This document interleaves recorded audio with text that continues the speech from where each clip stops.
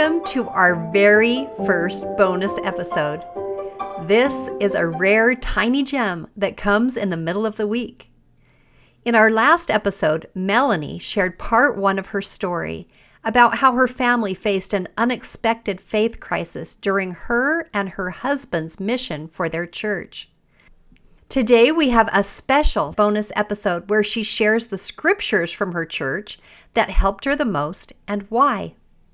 One thing I wanted to share, as I felt God was trying to help me understand how to listen to the Spirit and not be so fearful, not be so afraid, not be so worried. I came to understand that I wasn't feeling the Spirit when I was feeling all of those ways. So as I created this emotional distance and as I was building trust and building and working on the relationship, I was trying to let God lead me and guide me in the steps that I was taking. I came across some scriptures that really helped me, and I want to share them because I feel like they are so fabulous. Like they hit my heart and changed me. The first one is in Alma. It's in Alma 8, and he says, it's kind of like describing what parents feel when their children leave the faith. And he's so worried and distraught. And he's like, so, concerned about the wickedness and the choices that are being made. And then the next thing you know, the angel appears to him and he says, lift up your head and rejoice, for thou hast kept the commandments of God and has since I gave them to you. This hit my heart so much because I feel like it's the best mental health scripture. What I heard, what the Spirit taught me was volumes all about you have kept the commandments of God. You focused on your own sins and what you could do. So lift up your head and rejoice. Remember in the beginning when I said I felt like I had wasted my life? Yeah. Because I had done all of this work and then they had left and they didn't believe. Uh-huh. I felt God just speak volumes to me about you did what you felt was right. Lift up your head and rejoice. You taught them, lift up your head and rejoice. You kept your heart open to the things that you should do. Lift up your head and rejoice. This is what you should focus on, what you have control over. And you did a great work. So I want to share this was a really super spiritual experience I had. Because, it's not like all the time you just feel like, wow, this is great. Sometimes I kind of fall back into that. Oh, man, I wish this would have happened. And I wish it would have been this way. And oh, my heck, this is not what I signed up for. So whenever I fall back in those moments, I try to seek out God. There was one time, and it was recently actually, where I was praying and I was feeling really low and just kind of going back to what I wanted, not what I had. And sometimes in those moments, I just ask God, what do you think?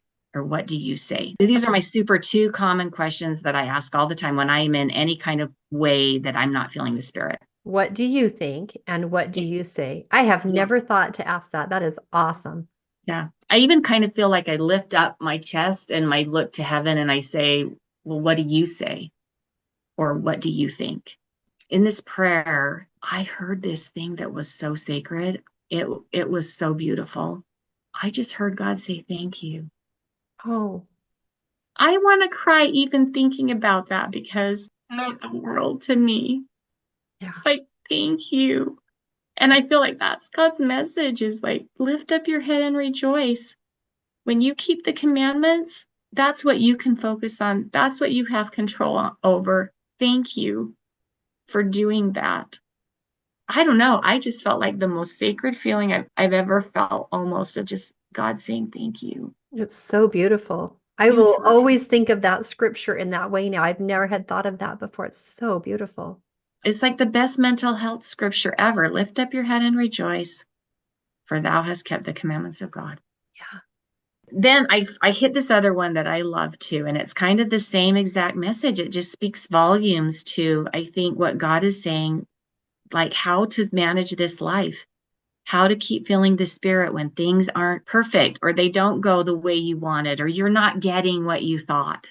This is the scripture. This one is in 12. This is Ether Oh, 12. this is Ether 12. Okay. Alma 8 was that other scripture. Okay. Ether This is Ether 12 is 12. this scripture. Got it. This is so beautiful, and it's a message. It says, "And it came to pass that the Lord said unto me," so think of the Lord speaking to you, "If they have not charity, it mattereth not unto thee. Thou hast been faithful. Wherefore thy garments shall be made clean." I often put in charity, I leave it blank. It's like whatever I'm worried about or whatever I'm thinking that I wish was happening or I wish it had been. I just think of if they had not blank, whatever that is, it Oh, mattereth not unto thee, for thou hast been faithful. wow. Isn't that just so good? That is It's so like good. it's like just focus on yourself. Focus on your own sins. Live in your bubble and make it be the best that it can be. Like look at your own heart and your own mind. Make sure that you're full of love, that you're full of peace, that you're free, that you're living by truth. Because I feel like the adversary and our natural man can fill us with lies. And when we live by those lies, we feel anxious, worried, fearful, doubtful, mad, angry, heartbroken. I feel like belief that are not founded on truth leads to all of those feelings that do not bring the Spirit into our life. But when we turn to God and we seek after His truth, then we feel free. We feel strong. We feel like laughing. It feels so good. The Spirit feels so good. And when we hit truth, the truth will make us free and we will be peace and calm and strength and power. Yeah. And that's what I feel like as parents, we can gain when we know that whatever they are, whoever, it's not just children, but anybody in your life, it mattereth not unto thee. It's like they're living in their own bubbles. They have to be in charge of their own environment inside those bubbles. Yeah. All I need to focus on is my own bubble, what's inside this place, what my heart and mind is doing. And if I'm faithful, I can lift up my head and rejoice. If I'm faithful, I can receive the Spirit and be at peace and be free. And I just feel like that's whenever I'm in those low places and it hits me again, I just turn to God and I hear these scriptures and I feel like it's truth and the truth will set me free. That's beautiful. Thank you so much for sharing that with us, Melonie. You're so welcome. I love you so much. I love you too. Thanks for letting me share. Yeah. On our next episode, called Faith, Love, and Drugs, Melonie shares part 2 of her story, focusing on her son's journey through addiction, the struggles, the inspired help, and the invaluable wisdom gained along the way.